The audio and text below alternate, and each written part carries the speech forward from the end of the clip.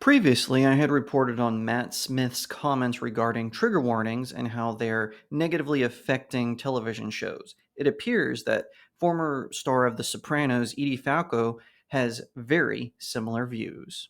'Cause I've been living life right like I could just die any minute, going for a ride down the side. Hi everyone, my name is Jacob Berry. Welcome to the StudioJake vidcast where I talk about all things pop culture. Be sure to like, share, and subscribe. Don't forget if you're watching on YouTube, ring that little bell so you get notifications every time I post a new vidcast, and consider becoming a channel member. Alright, so yeah, another star had some snap and decided to denounce trigger warnings in regards to television. This is coming from a friend of mine. He's been on this channel. I've posted on his website, none other than Christian Toto, an entertainment news expert who has his own podcast as well as his website, hollywoodandtoto.com, where I have also written guest articles for.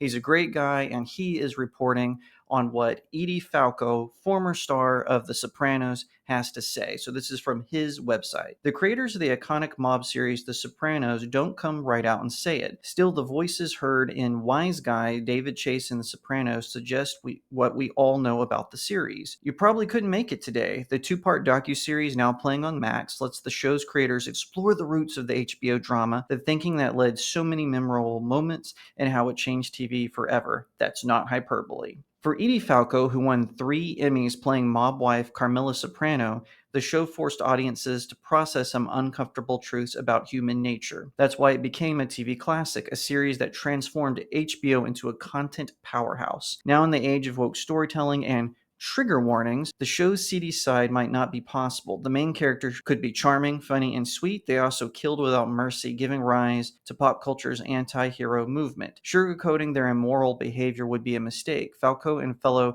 Sopranos members say deploying trigger warnings before the show would be even worse, the actress added. You can push the envelope and let people be uncomfortable. Forgive me, but without a trigger warning, Falco said, alluding specifically to a Sopranos sequence involving a woman's murder. She then spoke about both the show and art in general. Her comments couldn't be less woke. The whole point is you want to surprise people and give them feelings that may be uncomfortable and have them learn to deal with them. That, my friend, is life. You're not going to be giving trigger warnings when terrible things happen, Falco said. Veteran Sopranos scribe Robin Green leaned into that statement, saying the show had the creative freedom to depict mobsters as they truly are, mean, vicious, and human at times. We said things that nowadays would be frowned upon.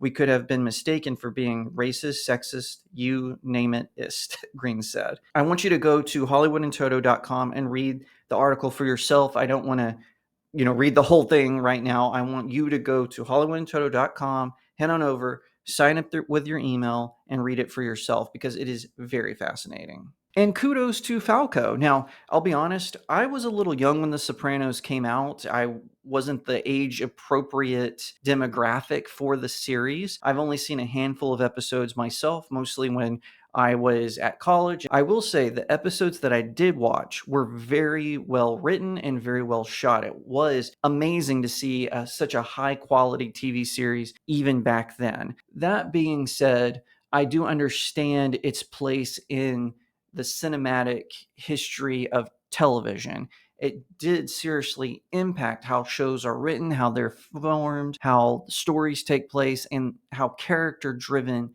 stories can come to life in almost a movie kind of way. So don't get me wrong there. Just because I'm not a fan doesn't mean I don't appreciate it. I'm just saying that me, myself, I didn't get into it. I appreciate, though, the main point of this, which is that trigger warnings for shows like this don't make sense. You go into an HBO show knowing full well that it is rated R, and it makes no sense that you would have a trigger warning for that.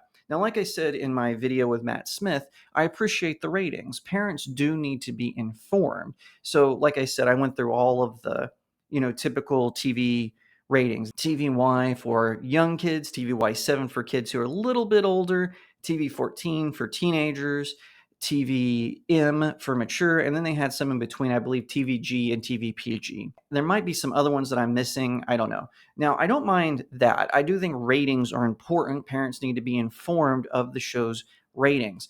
What I don't like is whenever they put like this placard, trigger warning, there might be stereotypes in this that are not historically relevant to this day, or Netflix likes to famously put trigger warnings on shows with smoking. Listen, I'm against smoking. I think it's really bad to blow smoke into your lungs. That being said, I don't need a warning that there is smoking on a TV show, especially one that's rated PG or higher.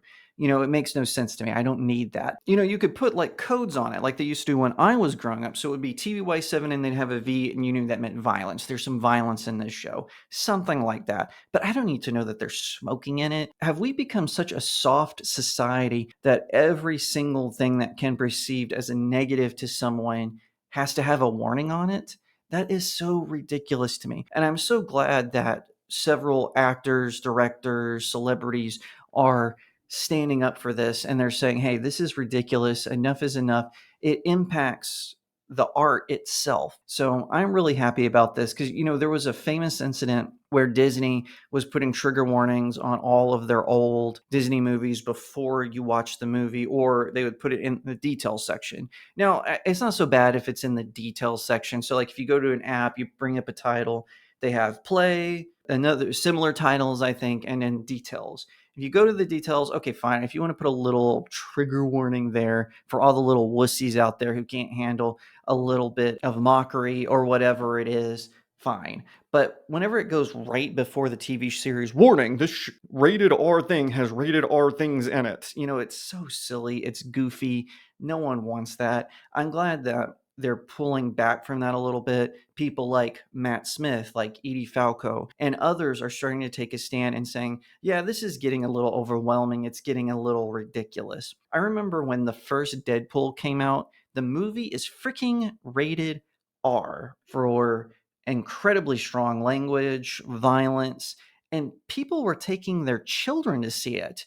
I'm not talking about, 16 to 18 where you can have a discussion with them about the content of it. People were taking little kids to see it. What? And then they were complaining about it. "Oh, I took my child to see this because I thought it was connected to the X-Men." Which, by the way, don't take your little kids to see X-Men either. It's PG-13. All of the X-Men films, including the bad ones, are rated PG-13. So you're going to take them to see a rated R X-Men film? That is so stupid. That is on the parents. Parents, you need to be aware. You need to be the one to take control and responsibility of your own child's viewing experiences, and you need to be monitoring them. You need to not just turn on an app and put them in front of it. You need to be active in that. You need to be a part of that. It is important to the child and their development. You need to listen. You need to pay attention. You need to be aware of what your child is viewing, what they're listening to, what they're watching on television. It makes no sense to just slap something on there that is really annoying, in my opinion, quite frankly. Like I said, I understand. Put the rating up there. Yeah, TVM, The Sopranos, TVM. There you go. V for violence, L for language, so on and so forth. Put that on up there, fine. But don't put like this weird title card at the front. Warning, very bad men doing very bad things. Yeah, of course. Duh. Welcome to television. Welcome to HBO, quite frankly.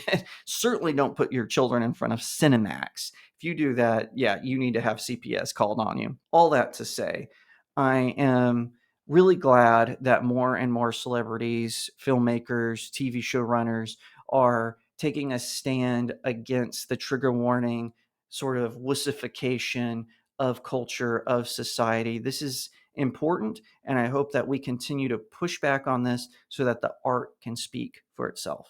Thank you so much for watching. If you liked that video, give it a thumbs up, share it out to all your friends, leave me a comment on what you think, and subscribe. Don't forget, if you're watching on YouTube, to ring that little bell so you get notifications when I post a new vidcast, and consider becoming a channel member where you get all kinds of cool perks. If you don't want to support me on big tech, head on over to my locals community. The link is in the description. You can sign up for a monthly subscription or give me tips on the articles that I post there. It really helps out small indie creators like myself. You can also pick up one of my novels on Amazon. Just search my name, Jacob Berry, and the title of the book, and it should come up no problem. Cacophony and the Seven Royals books are available on Barnes & Noble as well.